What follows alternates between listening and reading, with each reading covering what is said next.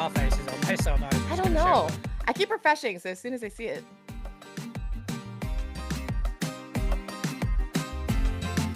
Currently, it's a black screen. Yeah, I see nothing. Yeah, we are on there, though. Yay!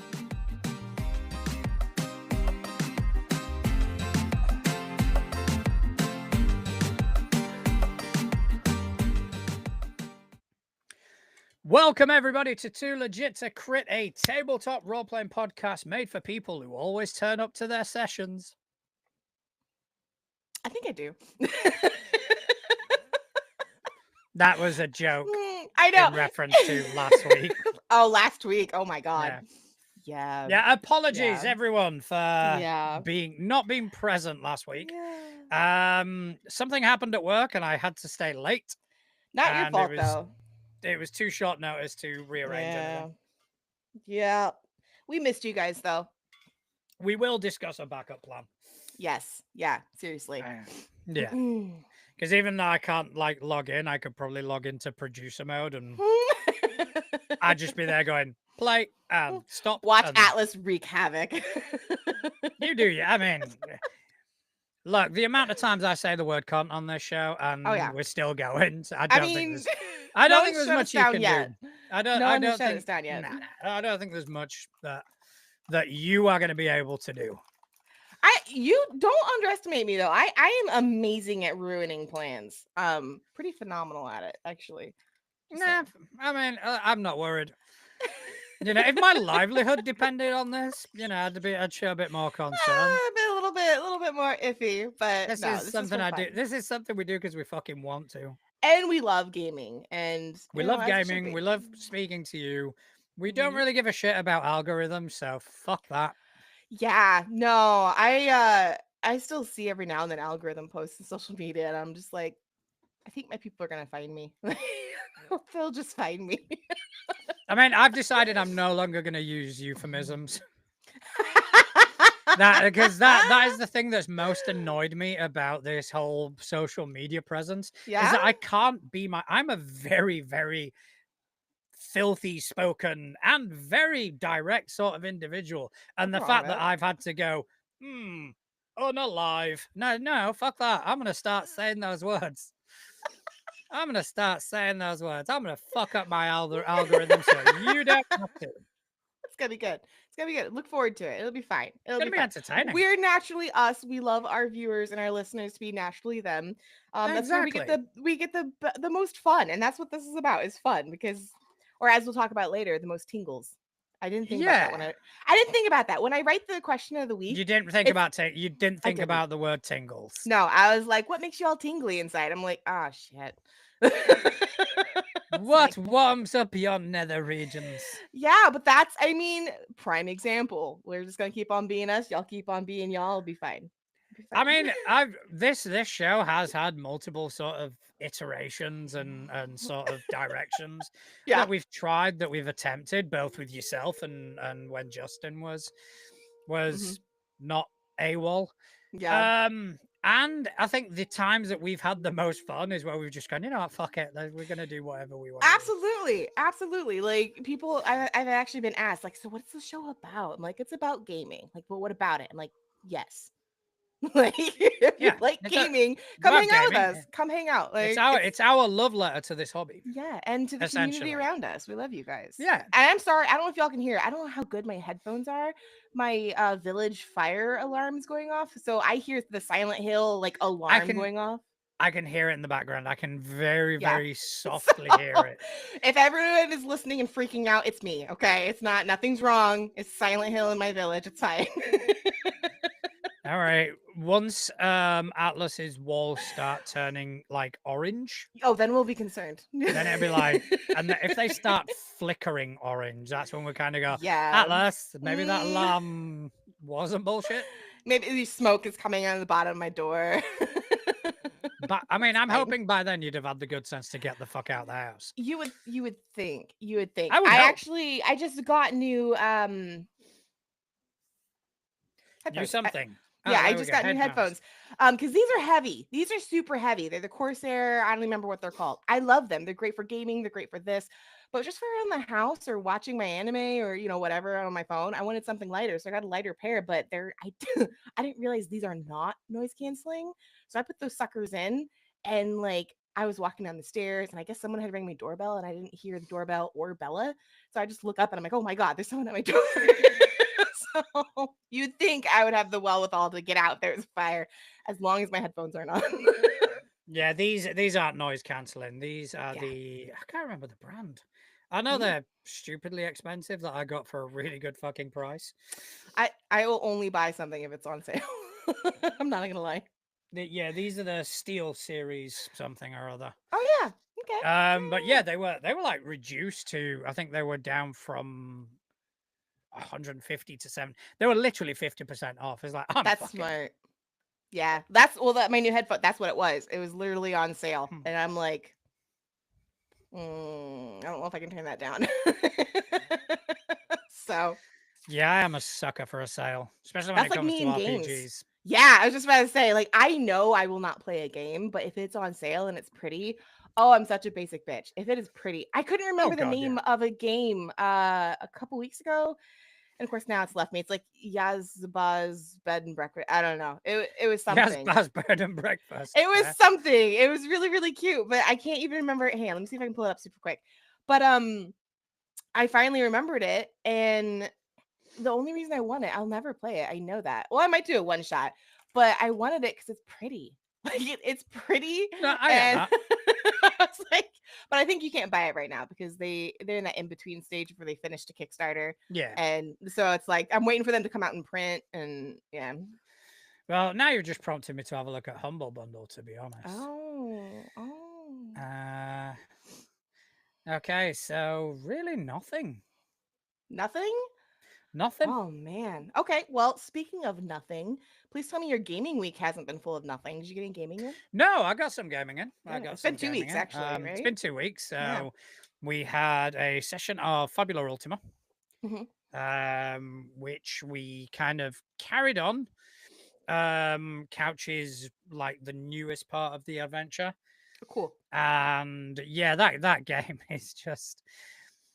He has a hard time keeping us on track. I remember when I was playing Fabula Ultra with Couch, there would be some like Couch has a face. And we joke about how like I would get couched because he would just like he'd give me the face, and I'm like, sorry. Yeah, so that was it was a really good session. You know, we started learning a bit more about what the current sort of objective was, and kind of learning and uncovering a bit more about the world, which is always a good a good time. Then we played some of Mistress Winter's fantastic Pathfinder game with my brand new character. I was just about to ask if anybody died this week. No, nobody died this week. Okay. Some NPCs died, but we don't care about them. That's fine. We can pump more of those out. Yeah, like I say, they can get redrafted. Same guy with a mustache and all that. It's absolutely fine. But yeah, so it was good. I settled on a character voice finally for my character. So my logic was he's an automaton, all right, who's just kind of one day existed. Yeah. All right. Awesome. It was a clockmaker that kind of built the body, and then all of a sudden my god like put me into this body as a form of like semi-resurrection. Love that. So my logic is that he's not gonna have had a life's worth of influence in speaking. So he's gonna speak very, very correct and very proper, but also he's not gonna have much control of his cadence and his volume. So basically, if you've ever seen Matt Berry. No, but I feel where you're going. So basically, Laszlo out of What We Do in the Shadows. Oh yes, I'm sorry. Yeah, I'm bad with names. You need to know that. You gotta give me a face. I can't remember his character name out of the IT crowd. No, but I see him in my head. Yeah. So I did that the entire thing, and I didn't think I'd have as much fucking fun with it. Oh, I love messing with character voices, but not in and we've talked about this briefly, not in accents, but like cadences, dictation, things like that. I love that so much. It's so much fun just messing with people. So yeah, it was I wasn't confident that I would be able to pull it off well enough to have a reaction, and I did really well, and it turned out funnier than I thought it was going to be. But there was also a moment where I had to be a bit more like in character serious, and it still came out really well. Like the humor was contextual as opposed to that's awesome, performative. I love that. So yes, he speaks a little like this, and that so I was able to keep that up for the entirety of the session, which I'm very, very proud of because I've never been able to do that before. That's great. I'm excited for you. That's always fun to hear. That was since you're a Pathfinder buff, I think you'll appreciate my normality of when I played Pathfinder. I played a Leshy, right? And of course, everyone's like, "Oh, Leshy's so cute, whatever." But I played a Leshy that was made with giant runes. So she was like 6 foot something. Think steampunk parasol wielding, gourd headed, very proper Southern genteel lady. And when she went barbarian, she used her umbrella as a club. Nice. I like that. Yeah. So that was another of those things where I slipped into like, I grew up in Georgia and I spent almost like every Christmas and summertime over in Texas. So I just slipped into my family roots for that accent. And it was so funny because I had the exact opposite problem. I knew I'd nailed the voice in the game. My problem was slipping back out of it outside. Because then everyone's like, "Oh, what'd you say? Say it again. Say it again." I'm like, "No." No. And then lastly, Delta Green. We got back into Delta Green. We started out on the third part of Impossible Landscapes when shit has monumentally hit the fan. Oof. And it's now figuring out what the agents have to do to survive. I would say last time we heard, they figured out that they were not where they wanted to be and they're trying to get out. Where are they at with that? Like, so they managed to get out. Okay, all right. Not without casualty though. Oh, we lost an agent. Oh no. They got to the point where the agent was either his sanity was gonna hit 0, or his hit points were gonna hit 0. It's a question of what's gonna happen. What's gonna happen first? Either way, the character is done with. Either way, he's gone.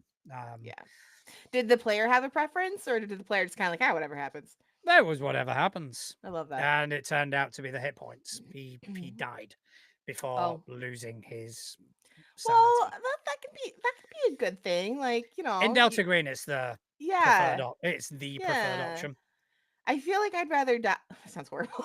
In game, preface that context. I feel like I'd rather lose my hit points and die before losing my mind, because I did kind of sort of lose my mind in a campaign. I played a psychic alien. Very long story short, she snapped. She didn't realize she snapped.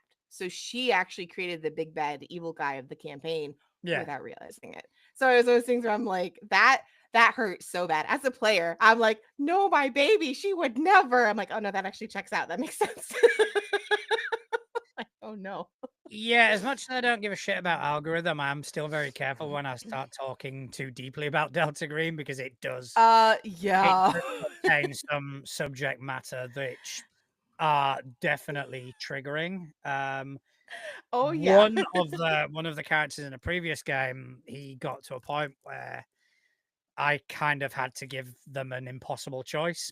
Oh no! Without going into any further detail, I get it you. It was option A or option B. Your call.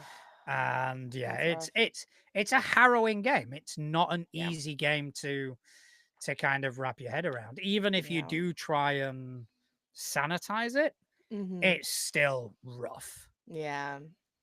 Well, but I will be running Impossible Landscapes again. Good. I still want to play a Delta Green. I was gonna say the other one, Blades in the Dark, but I was like, which is another. Well, Blades in the Dark is actually happening. Yeah, I know. I'm excited. I'm excited. I'm putting together a campaign, and Blades in the Dark very much lends itself to episodic play. Yeah. And it also lends itself to a fluid party.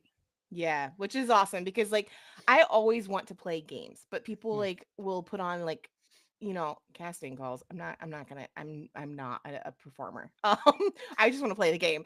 Yeah. And it's like for these big campaigns for a set time and day, I'm like I can't always like function that way. Commit, like you can't commit. especially in summer because like even like I'm on the road 9 times out of 10 in summer. Like we were just talking about before the show turned on. Like I will be on my motorcycle and people are like, "You ride?" I'm like, "Yes, I didn't know that." Yeah, because it's winter. Like,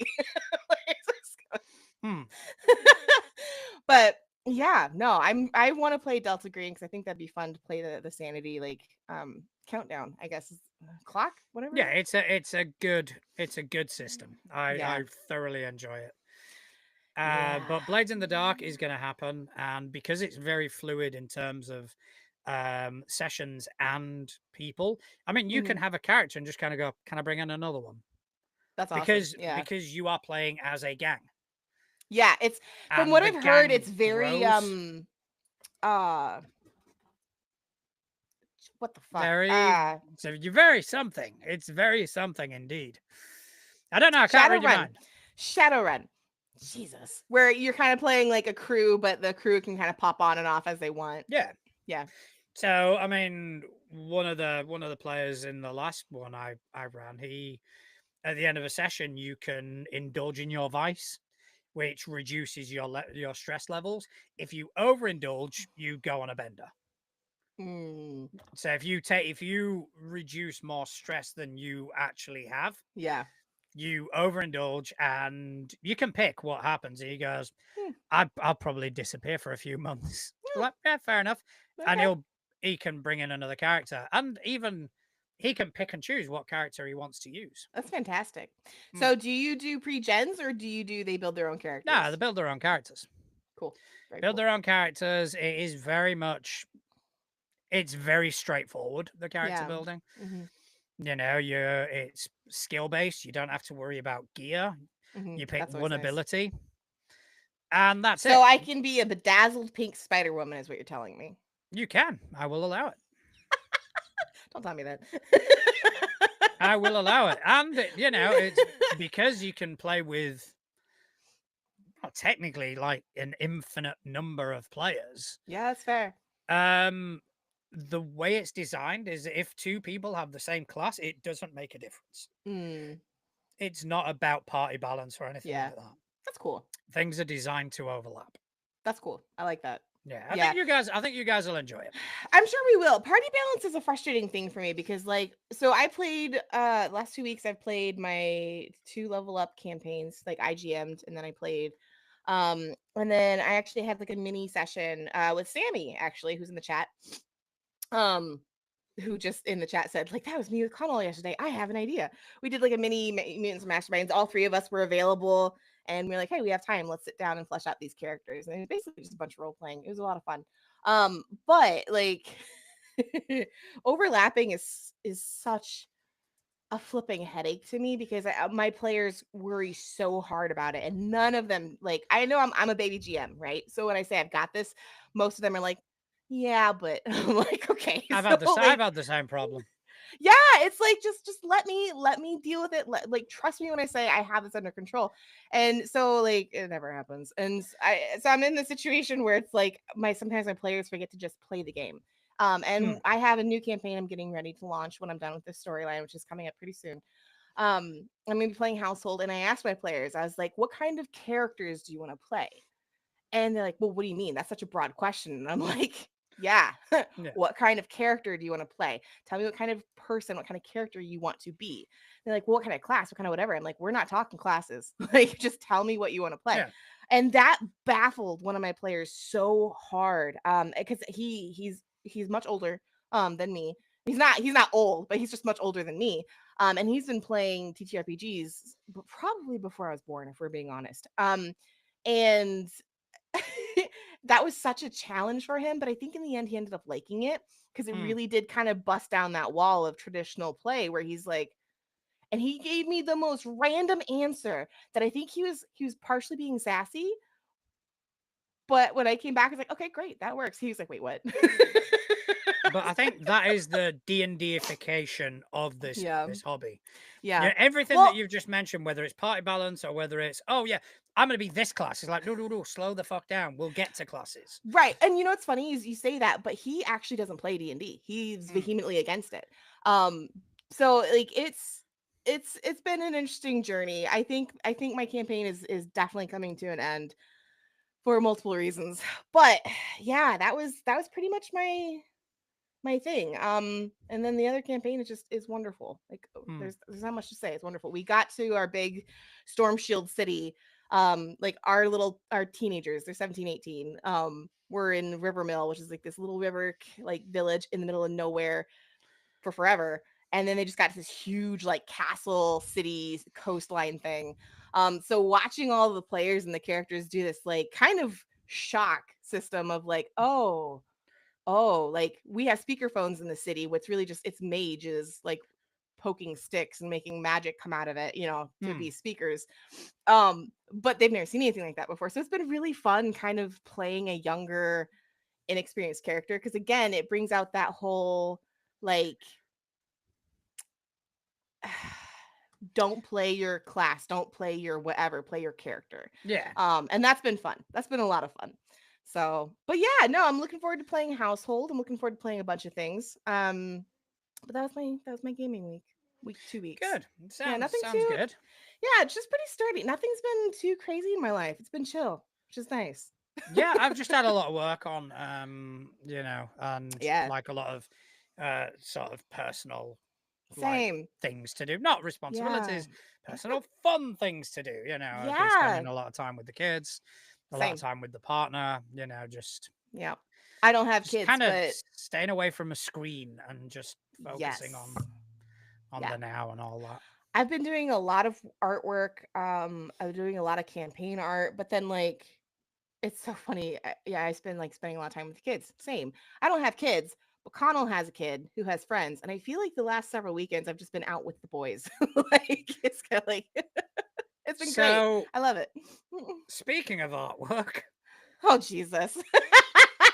Because obviously we didn't get to it last week. We didn't because I almost feel like we should just be like, hey, for $3 you can see it on our Traveler's Chalice. Well, we're gonna put it up there. We are gonna actually put it for sale. That is 100%. As soon as I figure out how to fucking do it properly. I found it out. I found it out for you. I'm not gonna talk about how I found it out, but I found it out how you can do it on Ko-fi. Right. Coffee. Let me get the. Where did you send it? Did you send it to me privately? This one first? I don't think so. I think I just posted it in the Traveler's Chalice.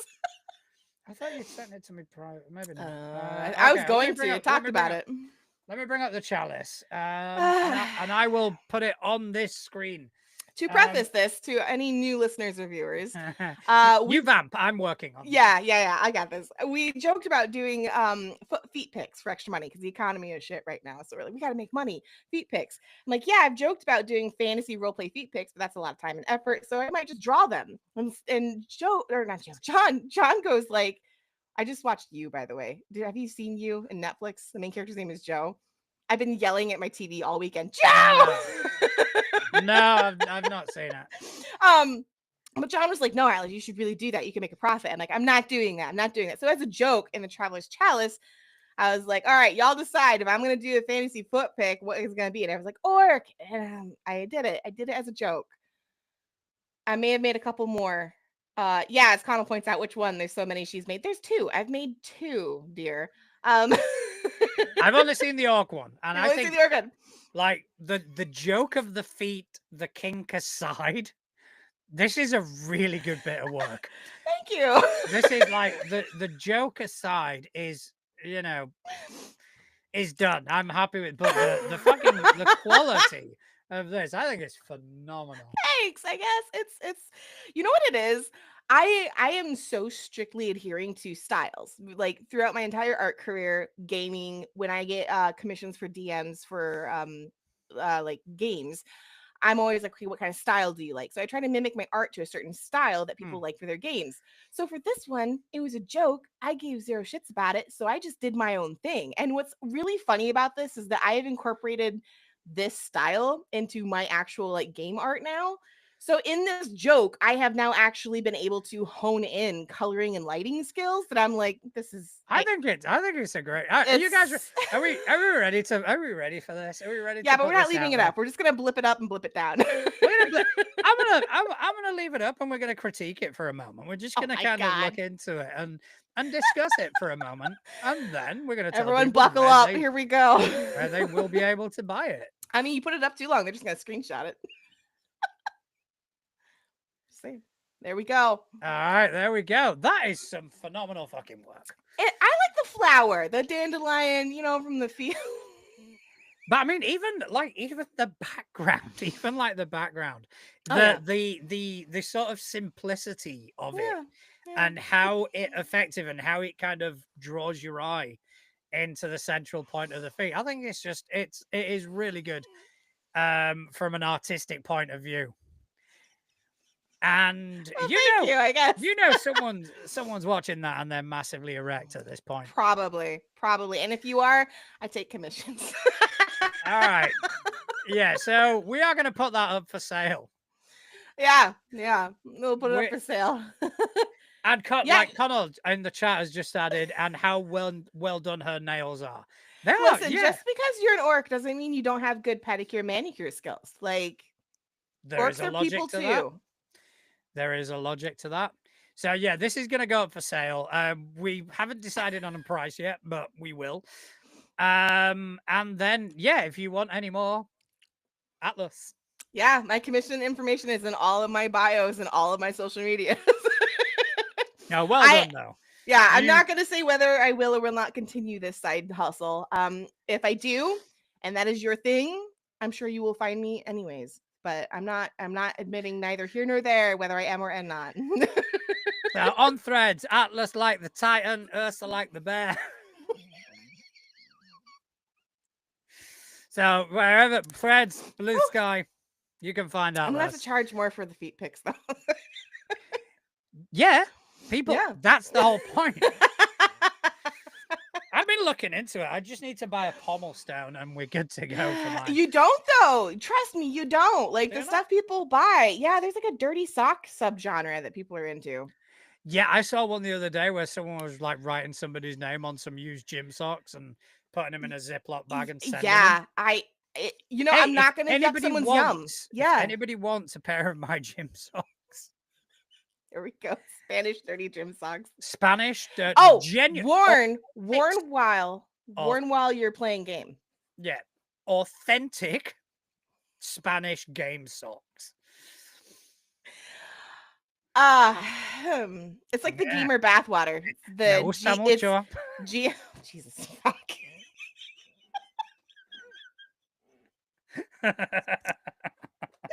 Instead of gamer girl bathwater, we have Spaniard gamer GM socks. Hey, why not? Why not? The pair of socks cost me. It cost me fuck all plus postage. But they'll pay for postage, so exactly, it's fine. It's totally fine. I'll sell them for rough guess £25 a pair. Okay, and for the rest of the world, that's like what, $30? About $30, yeah. Yeah. Whereas I've seen them for like hundreds, so if I sell one a week, that's me golden. My phone just wanted me to know that Too Legit to Create is live on YouTube. Yep. I was like, why is my phone vibrating the hell off? Like, what is going on? You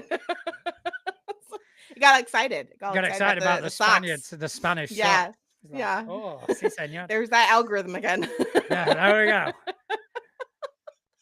Yeah, so I'm gonna actually put this in the tags for this episode. God. So anybody who watches it, well, you know what people are not gonna have to pay postage for. What is that? For their free merch that they can get when we pick our favorite answer to our question of the week. Learning. I'm learning. I'm getting better at this. We almost professional. It is a good segue. But yeah, since we were gone 2 weeks ago on accident, and we love you guys, we were like, hey, let's make it up to them. And we were like, let's do a giveaway. So this week's giveaway, or this month's giveaway, not that we're gonna do it monthly. We might, I don't know. I was like, let's give away dice. And John was like, better yet, let's give away merch. I'm like, all right, I like that. So We had a question of the week 2 weeks ago about our tingles. Man, it's just like a whole day of like we got feet stuff, we got socks, we got tingles. Man, we need to rename the show. But I asked because last time we talked about villains, right? I wanted to know, as a GM, as a player, whatever, as a viewer, what are those TTRPG moments that get you hyped, that makes you realize you really love the game? I didn't really specify whether it was role play or mechanics, but you know, just things that make people tingly and happy inside. So we also posted that who our favorite answer would get free merch, which t-shirt basically. Yeah, which we're both modeling different versions. Granted, mine has been cut the fuck up because I can't wear a t-shirt normally the way it comes at all. I am modeling the Too Legit to Crit. It's basically emblazoned everywhere. Oh yeah. The moves like Atlas because you're Atlas, self-explanatory. Obviously. And I move a lot. And you move a lot, yeah. Both in country, literally, and I have dance parties every 5 seconds in my house. Fair enough. All right, so I'm going to start off with our threads answers. Okay. Right out the gate, we have our dear friend of the show, Constant Connell. During a Fading Suns game, the NPC heir to a noble estate was lured into a duel to the death. He was winning until he got cocky and was struck down in front of the PCs he was related to or who were about to marry into the family. As the PCs are in shock, the heir's true love, the PC he couldn't be with, screams and runs over. Heir dies in the arms of his love. The dad, brother, and sister, all PCs, start to cry both out of loss and sadness to see their brother felt he couldn't show his secret love. I was in that game. Brutal. It was definitely one of those like space opera games where we all out of character know that the heir is very much so in love with his I don't even know what the relation was, but secret forbidden love type situation. It was good. It was good. And he died before being able to basically ask the other guy to be his husband in secret. But anyways, Darth Oldius, Rob, when Georgie threw the caltrips from her concealed position in the ceiling, then Zuya Win using her longbow and pony to outrange some musketeers, Bors's long arc from disillusioned ex-Death Watch to Reformer and Mandalore, Zero using his lightsaber to parry and At's blasts back at it. He's got epic situations in his game. I feel like Rob is always, or Darth Oldius, as his tag is always running these games that like have just these epic moments of like, what just happened? I've played in his game. I was Georgie in that post. Like, so good. Such a good game. Even says like when Jarod's face is realized the Pie Necromancer secretary was an alcoholic biker werebat. Alcoholic biker werebat. That's a phrase. Right? There are words in that one. And this situation too, Miguel's religion changing when the little girl he babysat reveals her divinity. I would have nightmares if I was babysitting someone and suddenly it's like, hey, divine intervention. And then of Gods and Game Master's face when the Jotun, right? Jotun. Yep, came out breathing Godzilla style fire.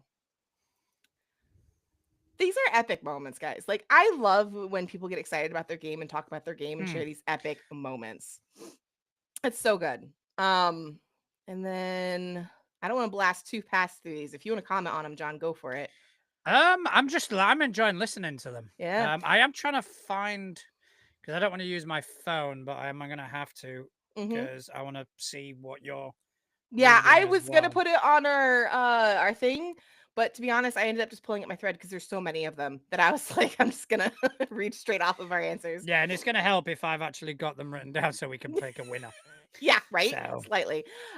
Realizing an NPC. This is from Killen Faulkner. Realizing an NPC has some sort of personal connection to one of the characters, or I guess generally just making some sort of connection that wasn't obvious at first, but adds an extra layer to what was going on previously. In one campaign I was in, we were escorting an old man to a convent deep in the woods, and there were hints along the way that he knew more about our mission than a random NPC should have. Turned out he was our paladin's mentor who had gone missing and was in disguise. I love that. I love being able to pull a fast one over your players, and not like, oh, you didn't guess this secret power and now you're down to blah hit points and I got you. Like, nobody fucking cares. It doesn't have to be. It doesn't have to be a gotcha moment. No, I love the emotional gotcha moments of like, oh my gosh, like this person was like, oh, but I'm a sucker for story. I love a good story. Duck Eye, I think. Maybe Duckies. Ducky X? Ducky I don't know. Ducky. I'm gonna call you Ducky. I don't know because you're not reading them in the same order I've got them. But yeah. Ducky EXE. Well, let's go with Ducky EXE. Yeah. Do you want me to read one? Yeah. Want me to read this one? Yeah, read that one. Okay, so I'm constantly checking my players' character sheets during prep so I can plan accordingly. So when one player caught me completely off guard with a sleep spell I didn't account for, I couldn't even be mad, only impressed. Love it. Love it. Yeah, those are good. I've had one of those where a player just completely came up with something. There's an item in Pathfinder and it's called an onyx dog or something, and essentially it's a statuette of a dog which can summon a dog in essence. Yeah. And there's also a cleric spell called Final Sacrifice where you can sacrifice a summoned creature and it's a fucking nuke. Oh. So what this player did over a couple of turns was, here's dog nukes, we leave, and I did not see it coming. It was like, fucking well played. Well fucking played. I love that. And I like twisting things. Like, actually, Sammy just did this recently. Sammy in chat, one of our friends of the shows, she had a power that she's like, okay, could I use this technically and do this with it? Now, there's nothing in the rules that says she can't. There's nothing in the rules that says that she can. But it's one of the situations, I love it when players come up with moments like that where, like, obviously if it's like, can I do a backflip and parkour from one building to another? And it's like, you're in a wheelchair, I probably won't be able to do that. But like, sure, roll, it's a magic roll or something. But like, when it's something that is an ability or power that would just take some extra skill, like she wanted to use vines. She has like a vine arrow and she's like, I want to be able to grapple that person and pull them back. Yeah. Is that technically a move? No. But could she roll anyways? Because in theory, in the world, in the game, that makes sense that she would be able to do that. Like, let's figure it out. I love it when people come out of the box answers than just, I want to do this move. I want to role play this moment. I will say this. Like, can I do a combination of these things? I love that. I think it's so creative. And I mean, I'm a little bit of a creative junkie, but you know, yeah, that's what it is. All right. Okay. Have you got any more? I do. I got Bugman Jim. I've just written an arc that brings in 3 different character backstories into a really challenging setting, and I know my players are going to absolutely love it. And then he proceeds to say he's so pleased with himself, it's ridiculous. Oh, there's a reply on that one. Yeah, I love that. Fair enough. Yeah, it's so good. It's so good. I go for it. You know what? It's like I said, surprise your characters, surprise your players, make it fun. Make it fun for people at the table. Big Daddy James 6'8". I tried to say it with a straight face and I couldn't. There have been a few times in my time playing as a rogue assassin thief type character where throughout the campaign I have been the source of many paladins being disowned by their deities, stringing together slight deeds that don't quite mesh with the is that lawful good? Yep. Okay, I was like LG and I'm thinking the brand. I'm like, that's not what that means. The Sony alignment. I'm telling you, I don't think in TTRPG slang. So people will be throwing out these like abbreviations and terms and things. Like even DM to this day, I feel like, oh, DM. And I'm like, are we sliding private messages? What are we doing? Anyways, doesn't quite mesh with the lawful good alignment and culminating in disgrace and the ultimate disowning. This makes me sit back and smile. Jesus, this makes me sit back and smile. I enjoy messing with paladins. I believe it is the pretentious holier than thou attitude that is usually put forward that sends me there. Why do I feel like you and Big Daddy James would have a good time playing together? I don't know. I mean, not me. I don't mind paladins. I do get what he means. Yeah. I think people play paladins as lawful stupid instead of lawful lawful good. So yeah, I can completely get the whole point of I'm fucking sick of this prick. I need to punish them somehow. Right. But I don't normally do that. What I will do is I will argue semantics with them, and not in a sort of combative way or anything like that. But when they kind of go, "Oh, I'm going to smite this because this thing's evil," I'm going to go, "How do you know that? How do you know they're evil?" Yeah. Because we had one in Abomination Vaults where we had a paladin of Ragathiel. Ragathiel is a god of vengeance, lawful good god of vengeance, and they encountered someone who was held captive down in the Abomination Vault, who they knew was wanted in Absalom in another city. So this paladin was very much, well, you should be put to death. And me as a character, I'm going, why? Yeah. And you see me on a fucking poster. Mm-hmm. How do you know that that poster is accurate? Yep. How does your god feel about that? Yeah. So I just turned the tables on that argument and kind of went, you have not seen me commit any crimes. Right. Yeah. That's so You big. have not you've not witnessed anything. All you've seen is a fucking poster. By all means, get me out of here and take me to justice and take me to face justice. But it is not the justice that you impart because you have no fucking right to do that. And how would your god feel about slaying a potentially innocent person? Exactly. And the player was like, well, fuck. I actually had that situation in a campaign I'm running, where I had a player who wanted to play an anti-paladin. Now, granted, the only reason he wanted to play an anti-paladin was for the cool, like, anti-powers, right? Yeah. It didn't fit in with the storyline really, but we made it work. And we ended up we had a player kind of confront him because he was like, well, my god believes this, and the other player was like history buff, right? Of both lore, legend, and the world.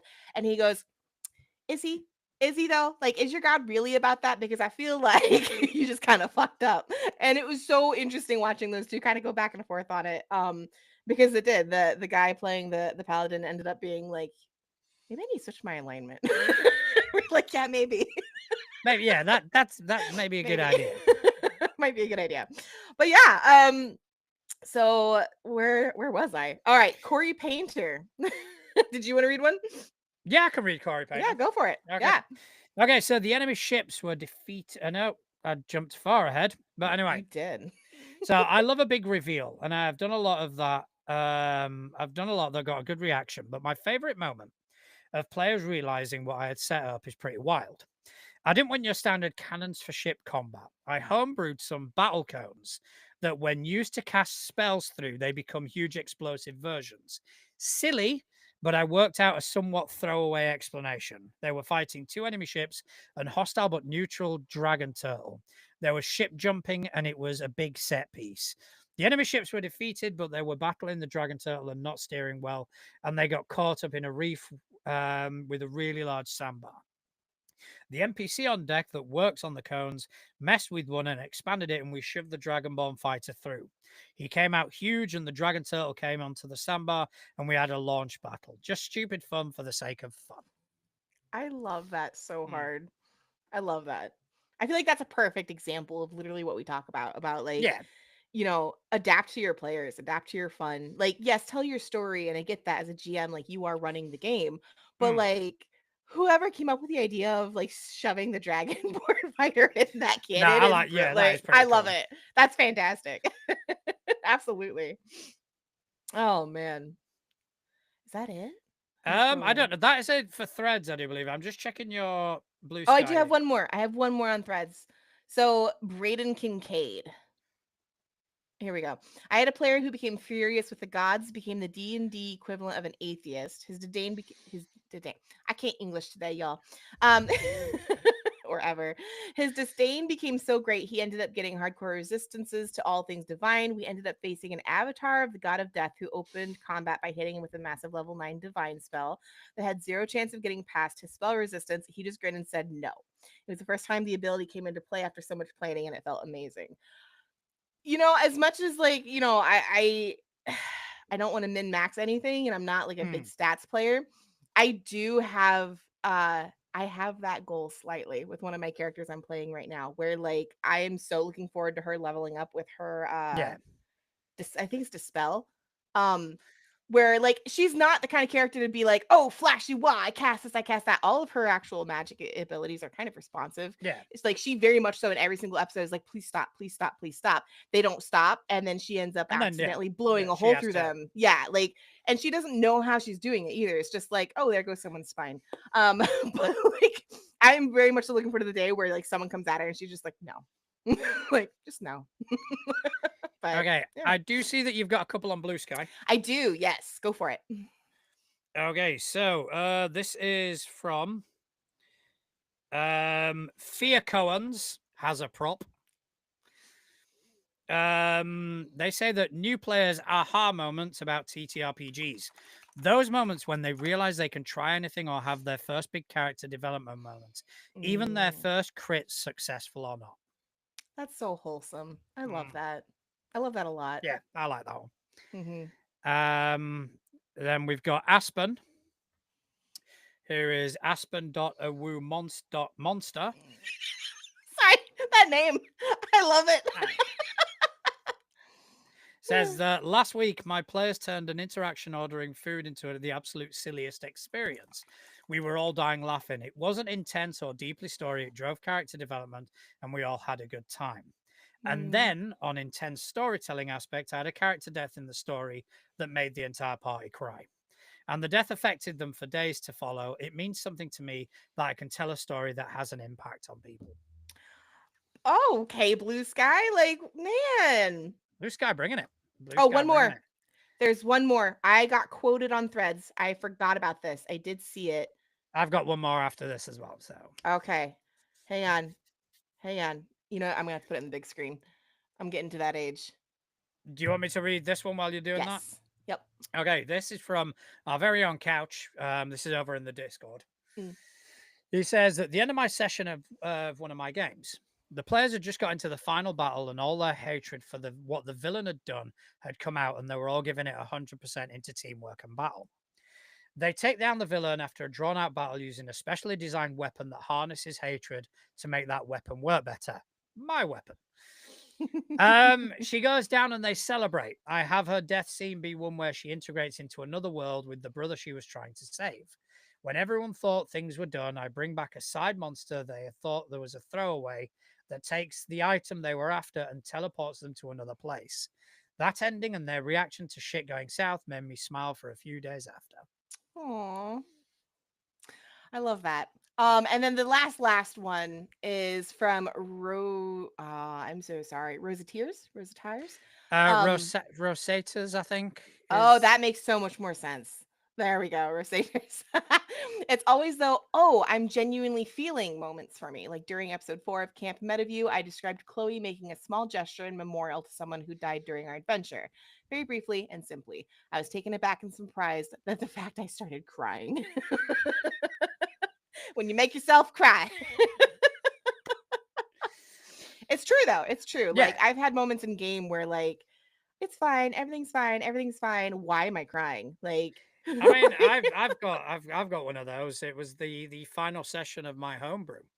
Oh yeah. Yeah, you Where said that was a doozy. I start like the whole intro to the session. I'd written this thing.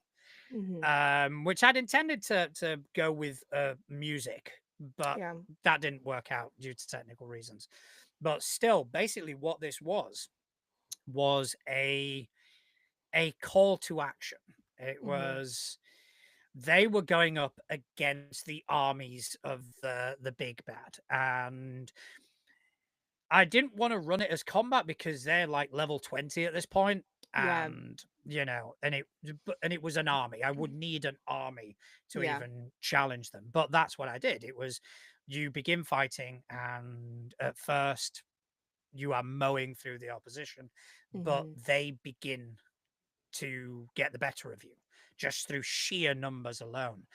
And what I'd been doing is during the entirety of the campaign, I'd been making notes of all the relationships that they'd established, all the connections that they'd made during the course of the adventure. and I'd also set up a deity of fate that was on their side that had given them a gift, and at that time that gift became that gift activated. And what it was essentially rewriting history, and I'd made it so through every one of those interactions the contacts or the people that they met had been given a date and a time, and it was very much a case of rallying the troops. So I used it as a sort of recap. I'd used it as a Deus Ex Machina sort of moment where the world kind of fights back alongside you. And it was also a tribute to the character that had died and how far the characters had come. And by the time I'd finished we had to break. We had to break for a minute or two just for people. Because even I'd teared up just writing it, just kind of getting through and getting those words out. So yeah, that was a good moment for me. I like fun and silly, and I think that there are definitely episodes and games where fun and silly are required. But man, like I've only finished. Like I've been in lots of emotional campaigns where I've had those moments, but like beginning to end finished a story. I think for like one campaign, and it was actually that space opera one we talked about earlier with Connell's entry. And that was heavy for everybody. It was similar. Like the ending of that game was with one of our players. They it was a player character death, but it was of old age, which like does that ever happen in games? Like usually people get killed off or something. Like he got old. He got old, and it was all the kids coming back for the funeral. And it was like I still get goosebumps talking about it because we were all like so invested in the storyline and our characters, and like we had gone through so much together as a table, like supporting each other through character development and everything, that when we got to that ending, it was like, oh wow. Like, and we got down there, it's just like, okay, we're gonna never ready for an end. You ready for that moment, for an ending. You're not ready for it. Prepared for it. I've got one coming up this Thursday. This coming Thursday, it's the final session of Abomination Vaults, and then I can finally put GMing Pathfinder behind me forever. It's done. It's done. That shitty card collecting game, that tactical combat that pretends it's an RPG, can go and get fucked. Although I'm still playing in one, and I'm really. I was gonna say, other than the one you're playing in. But yeah, I ain't GMing that bullshit anymore. Fuck that. Yeah, no, it's not your game. All right, so we've heard all of the entries, as it were. I've picked out a couple that I like. Same. I want to kind of. This is what we're going to do now. We're just going to kind of go back and forth. Yeah. To kind of think about what our favorites are, and I'm going to have to kind of remember that. I'd like both of them. I like Fia Cohen's and Aspen's first one from Blue Sky. Same. Fia Cohen's was the players' aha moments when they finally twig TTRPGs. That one I felt that, and I've seen that, and I've kind of gone, oh yes, those are the moments where you kind of go, yeah, you got this. You've got it. And then Aspen is the last week the players turned an interaction ordering food into the absolute silliest experience. Again, I feel that I've had that experience more than once, where it's like, yeah, we're just going to dick around. Yeah. It's just going to be fun. Literally my session in my last campaign. It was like this big, heavy moment of like, for one player returning home, basically. And it ended up into this like stupid, silly, like one player, I don't want to say amnesia, but basically thought that the disappearance of one character was like the reemergence of this other character. It was just chaos, and it was ridiculous, but it was fun. The players had fun, and that's what's important, you know? The others from Threads, I want to mention Corey Painter. He was the one that the enemy ships. Yep. Just because it's taking something silly. It's taking something silly and just kind of implementing it into a game and everybody having fun with it. Yeah. I'm very much in favor of that. But at the same time, like, if you really think about it, it's not that silly. Like, it seems silly when you say it. It's like, that sounds silly and ridiculous. But then when you actually think about it, like in gameplay, I'm like, that's kind of brilliant. Like, that's like, it. It's I don't know how to explain. I don't know what I like about it so much. I think it's the case of just taking the suspension of disbelief and Right. molding that as far as it can go. We live in a we're playing in a world with dragons and magic and wizards and all that. Why can't I have huge versions of spells instead of fucking rolling damage for cannons? Fuck it, I'm gonna do it. And that's kind of, I Let's enjoy shove that. a I think that dragonborn in the cannon. I love it. I think that is a staple of this type of gaming where you are free to do whatever the fuck you want. Those three are actually my favorites for the same reason I even asked the question. They gave me the tingles. I was like, oh. Yes. Yes, exactly. Yeah. They gave me the same thing that we were looking for out of them. Exactly. You know, don't get me wrong, we've had some fantastic answers. Oh, all of the answers are fantastic. Like I feel like I can, that's what I love about this hobby is all these answers, all these tingle moments, like I can like resonate with. It's like, I've been there. I get that. This chord is going to be the death of me. Like, like everybody's answers were so good because, and that's what I love about this hobby is no matter how like far on the spectrum of one type of gaming versus the other, when it comes down to the nitty gritty of it, like we're all playing the same game, even if we're not. Yeah. We're playing pretend. We are telling stories. End of story. Period. That's it. I love it. I love this hobby. I love these games and gamers, and y'all just make me all nice and fuzzy inside. Okay. Emotional moment over. All right. So are you, I mean, I'm happy to put forward my sort of nominations would be Corey Painter. Yep. Would be Fia Cohen's has a prop. And Aspen. Those are my three. Those are my three. So now we've got the hard part. Now we've got to get those three, and we've got to decide which one of those. Should we roll for it? I'm not entirely sure. I think we should roll for it if we get to a sort of like a point of no return where we can't decide. Yeah. But I think we have to kind of discuss. Okay.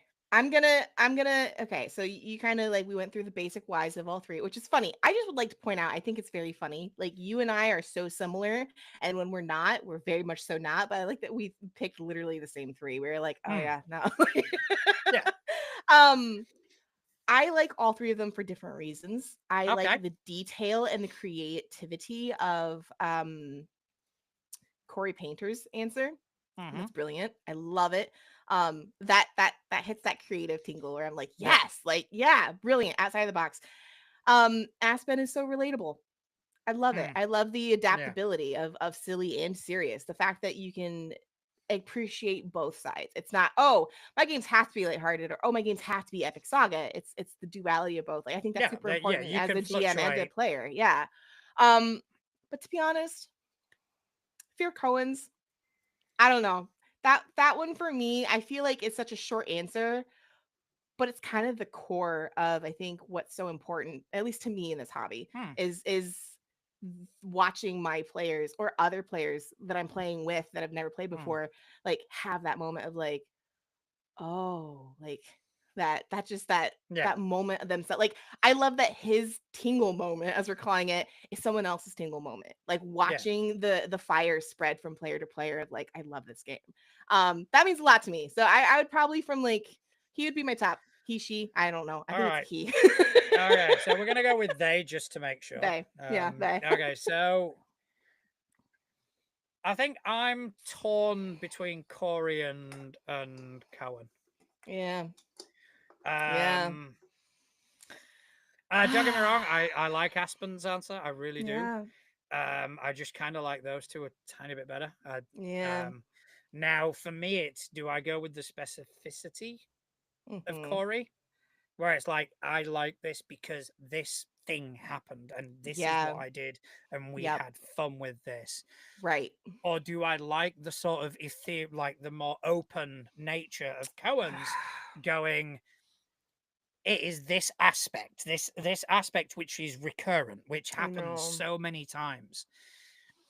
Which of those do I like better? That's kind of where I'm I know it's hard. moment. Like So I think now we should roll. Unless I mean, I don't know. Should we roll? Because both of us, I'm the kind of the sticking point. I'm the kind of, because you've got your winner. I suggest a completely different idea. All right. I say we do 2 giveaways because they're both very good answers. To be honest, like I'll cover one, hands down. Like I think that they are both such beautiful sides of the question, the detailed of like this is an exact experience that he can recall. But then the other one is very broad of like this is the spirit as a whole of the game that gives me the tingles. I think that like I genuinely can't pick a favorite. So I think they both should get free merch personally. Like get a t-shirt, both of them. And I'll cover one. I'll go halvesies with you because I mean, like literally, this is our show together. So that's my suggestion. All right. Okay. Yeah. Yeah. Let's do it. At the beginning of the show, we John's like, no, I want finality. I think there's a part of my brain that's kind of going, we said one though, but I know we did say one. We did say one, but I love those both so much. They're so good. I will concede. Okay. And yeah, we will do 2. I won't break the rules every time, just this time. Although my brain is screaming at me right now because we're not doing what we'd planned. Oh no! That's a me thing. I'm breaking That's a me thing. That's a type A thing. You may be breaking me. Yes. Oh no! What spell? But yeah, okay. Let's go ahead and do it. And like I said, this isn't going to be. We can't afford to do this every week. No, probably this is something special as a thank you because we really appreciate you guys participating. Yeah, and I think this is a cool thing, and yeah, fuck it, why not? Let's do it. Let's give them both a token of appreciation. Yes. For their fantastic answers. So congratulations to Corey. Congratulations to Cohen. And John will be the one reaching out to you guys to get t-shirt information since he's the one with the official logo access, all that fun stuff. Yeah. I will reach out. I will get in touch with you. All I really need is a delivery address, even if it's a post box or anything like that. We just need a way to get the product to you, essentially. Yep. All right, but I will be getting in touch. Obviously, Blue Sky for Cohen, and I will be reaching out to Corey over on Threads. Yeah, and I'll tag you guys in case you didn't see this. I'll let you guys know. Congrats. Yeah, you can take care of that. You can take care of actual social media.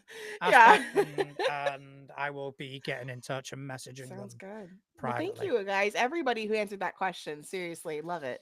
No, amazing answers, and it's always good to get a sort of refresher and a reminder of why the fuck we do this. Exactly.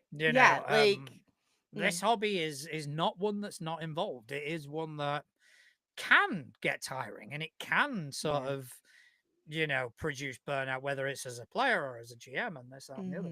But having these answers and just kind of going, oh yeah, and whether it makes us reminisce to times that we've experienced these things, it's fucking amazing. And we love you all very much. And we do.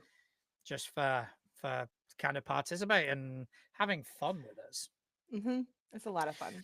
So should we talk about quickly before we kind of sign off? What we're doing? We talk about what we've got planned? Yes. And how much I'm going to hate next month. I'm excited. Not about next month. I'm excited about the theme in general, like the topic. Well, yeah, I mean, so basically that's it. What we're going to start doing now is we're going to start adding a monthly theme onto the show.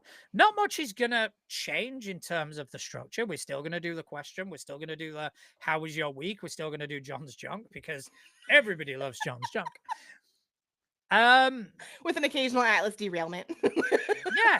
we're still going to do all of that stuff. But what we're going to do is we're going to try and keep to a theme. So when Juan's junk comes out, I'm going to find something that is in relation to the theme that we're doing. Like the question, Atlas's weekly question, that's going to be in relation to the theme.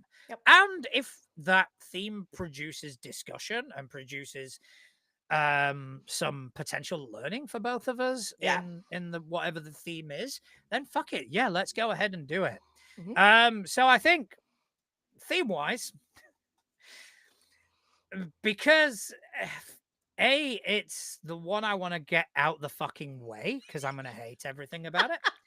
But also because we know so many of you guys love it. And because we know so many of you love it. And because it is the 5th month of the year. May is going to be dedicated to 5e. Yep. All 5e. And all 5e. It's not necessarily just going to be Wizards of the Coast stuff, but anything 5e related. Because I've already got one for Juan's junk I'm going to talk about, which is I've got questions up the Yahoo. I'm excited. This is my good friend of mine.